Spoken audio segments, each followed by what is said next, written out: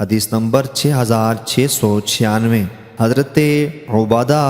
بن صامت رضی اللہ تعالی عنہ سے مروی ہے، نبی اکرم صلی اللہ علیہ وسلم نے فرمایا، جو شخص اللہ تعالی سے ملنے کو محبوب رکھے اللہ تعالی اس سے ملنے کو محبوب رکھتا ہے، اور جو آدمی اللہ تعالی سے ملنے کو ناپسند کرے اللہ تعالی اس سے ملنے کو ناپسند کرتا ہے۔ حدیث نمبر 6697 حضرت عبادہ بن صامت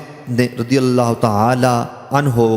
نبی اکرم صلی اللہ علیہ وسلم سے اس کی مثل روایت کرتے ہیں۔ حدیث نمبر 6698 حضرت عائشہ رضی اللہ تعالی عنہا سے مروی ہے، فرماتی ہیں رسول کریم صلی اللہ علیہ وسلم نے فرمایا، جو شخص اللہ تعالی سے ملاقات کو پسند کرتا ہے اللہ تعالیٰ اس سے ملنے کو پسند فرماتا ہے، اور جو آدمی اللہ تعالیٰ سے ملاقات کو ناپسند کرتا ہے اللہ تعالیٰ اس سے ملاقات کو ناپسند کرتا ہے۔ ام المؤمنین فرماتی ہیں، میں نے عرض کیا، اے اللہ کے نبی، کیا موت کی ناپسندیدگی بھی ہم میں سے ہر شخص موت کو ناپسند کرتا ہے؟ آپ نے فرمایا، اس طرح نہیں ہے، بلکہ مومن کو جب اللہ تعالیٰ کی رحمت، اس کی رضا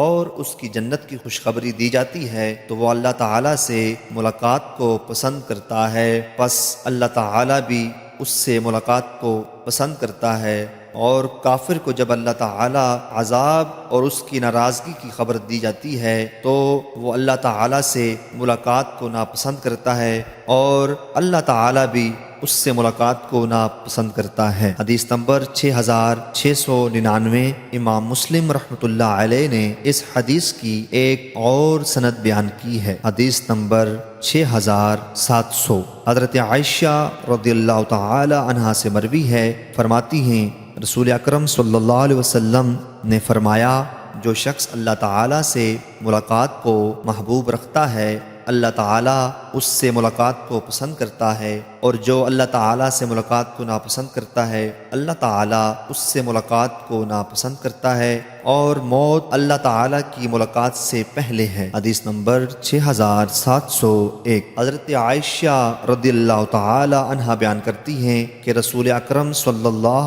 علیہ وسلم نے اس کی مثل فرمایا۔